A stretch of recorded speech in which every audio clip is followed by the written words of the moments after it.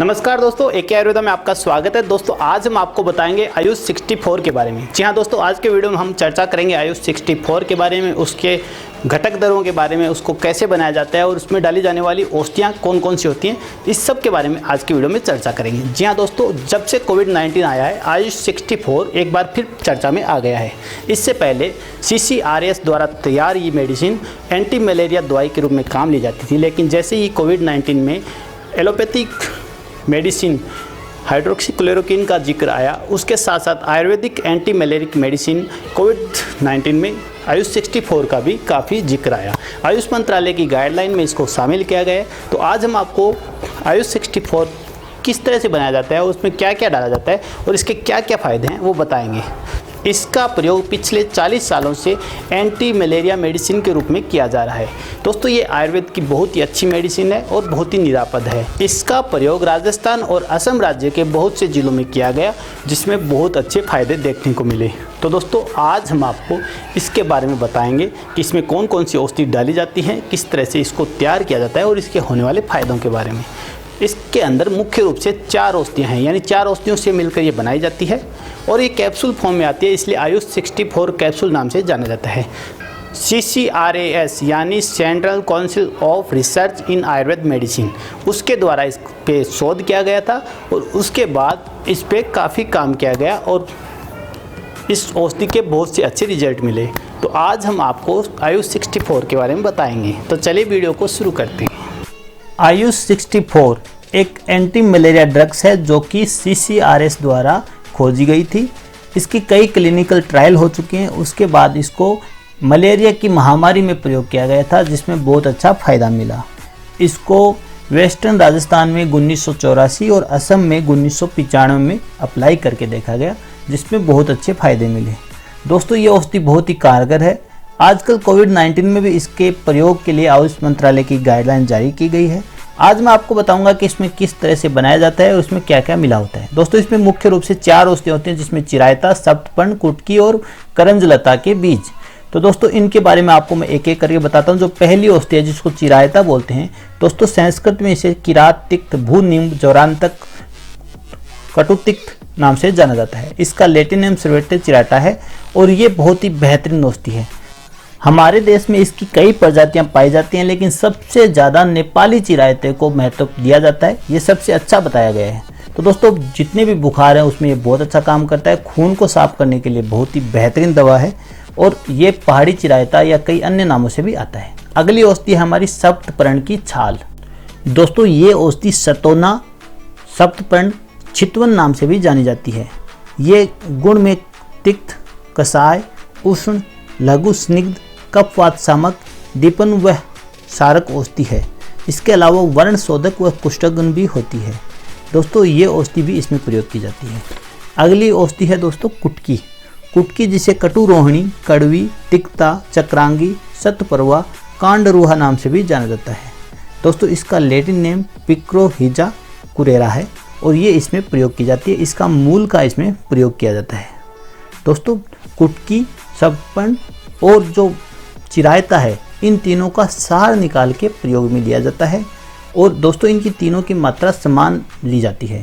इसके अलावा जो चौथी हमारी औषधि है जिसका नाम है करंज लता के बीज, इसको कंठ करंज, कुबेरक्स, लता करंज नाम से भी जाना जाता है। दोस्तों ये बहुत ही बेहतरीन औषधि है जिसका प्रयोग शीत ज्वर में, सूतिका ज्वर, आम वात, वर्षण शोथ, कर्ण स्राव आदि रोगों में किया जाता है। तो दोस्तों इसके जो बीज का मज्जा होती है उसका प्रयोग इस औषधि में किया जाता है और उसको लेना होता है जितनी हम औषधियाँ तीनों ले रहे हैं उस एक औषधि के दुगनी मात्रा में। तो चलिए दोस्तों पहले आपको मैं बताता हूँ कि सार कैसे निकाला जाता है। तो हमने ये नेपाली चिरायता लिया है और इस चिरायते को हम छोटे छोटे टुकड़े करेंगे, फिर इसका सार भाग निकालेंगे, यानी इसका जो एक्सट्रैक्ट है वो हम निकालेंगे। इसके अलावा इसमें अन्य भी विधियाँ होती हैं, लेकिन आसानी से समझने के लिए या आसानी से आप घर पे करने के लिए इस तरह से इसको बना सकते हैं। तो दोस्तों आपको क्या करना होगा कि 1 किलो अगर आप चिरायता लेते हैं तो उसको लगभग 8 गुना पानी में आपको उबालना होता है और जब उसका चौथाई भाग शेष रह जाए तब तक उसको उबालना होता है। उसके बाद दोस्तों आप छानिए, छान के उसको कढ़ाई में डाल के फिर उसको गाढ़ा कीजिए और फिर उसको सुखा लीजिए। तो इस तरह से आप किसी भी चीज़ का सार निकाल सकते हैं, यानी उसका जो मेन पॉइंट है, जो कार्य करने वाली जो मेन ताकत है वो निकाल सकते हैं। उसको कैप्सूल या अन्य किसी टैबलेट फॉर्म में लेके उसका प्रयोग कर सकते हैं।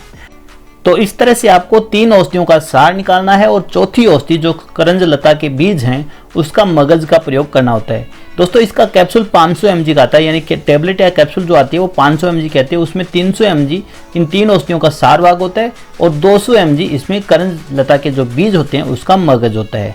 तो इस तरह से ये चारों औषधि मिला के इसके कैप्सूल तैयार किए जाते हैं। तो दोस्तों आप इस तरह से सार निकाल लें और इसकी फिर जो कैप्सूल फॉर्म भरना चाहें तो कैप्सूल फॉर्म भर सकते हैं, या टैबलेट में जो आता है उसका भी प्रयोग कर सकते हैं। तो दोस्तों इसको लेना कैसे वो मैं आपको बता देता हूँ। ये बहुत ही सेफ औषधि है, इसका कोई साइड इफेक्ट नहीं है, लेकिन फिर भी आप इसको चिकित्सक की सलाह के अनुसार आपको प्रयोग करना चाहिए। जो इसकी मेन डोज है वो बताई गई है कि इसकी 4 टैबलेट यानी 500 mg की 4 टैबलेट आप दिन में 3 बार भी यूज कर सकते हैं और 5-7 दिन इसको लगातार ले सकते हैं।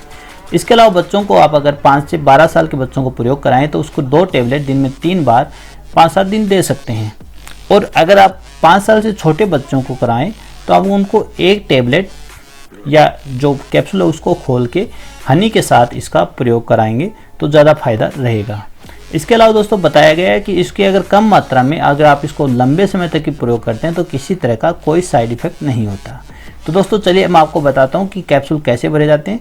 इस तरह से अगर आप सभी का सार बार निकाल लेते हैं, फिर निश्चित मात्रा जो आपको मैंने बताई है उस मात्रा में आप उस औषधि को लीजिए और फिर औषधि को लेके इस तरह से कैप्सूल के एक छोटा कंटेनर आता है जो कि कैप्सूल भरने के लिए काम लिया जाता है। आप लोकल में अगर इसको भरना चाहें घर पे तो इस तरह से भर सकते हैं।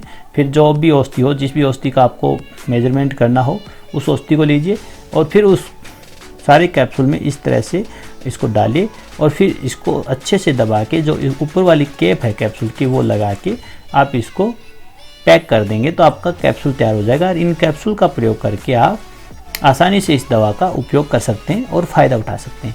ये औषधि आम पाचक होती है, यानी आम का पाचन करती है। इसके अलावा सूजन को नष्ट करती है और वात और कफ को बैलेंस करती है। दोस्तों स्वाइन फ्लू के सभी लक्षण में ये कारगर औषधि है, उसमें ये बहुत अच्छा काम करती है। इसके अलावा विषम ज्वर, शल्यपद या कोरोना जैसे या स्वाइन फ्लू जैसे सिम्टम में भी ये बहुत अच्छा काम करती है। दोस्तों विषम ज्वर की ये बेहतरीन औषधि है, सर्दी जुकाम खांसी में भी ये कार्य करती है और खून को साफ करने में भी फायदा पहुंचाती है। हमारी रोग प्रतिरोधक क्षमता को बढ़ाने के लिए एक बेहतरीन औषधि है जिसका प्रयोग करके आप फायदा उठा सकते हैं। इसका प्रयोग करने से स्वाइन फ्लू या कोरोना जैसी बीमारी में जितने भी लक्षण मिलते हैं उसमें फायदा पहुंचता है। दोस्तों आज का वीडियो आपको कैसा लगा कमेंट करके जरूर बताएगा। अच्छा लगे तो लाइक और शेयर करना मत भूलिएगा। मिलते हैं अगले वीडियो में, तब तक के लिए नमस्कार। एक आयुर्वेदा आपके अच्छे स्वास्थ्य की कामना करता है।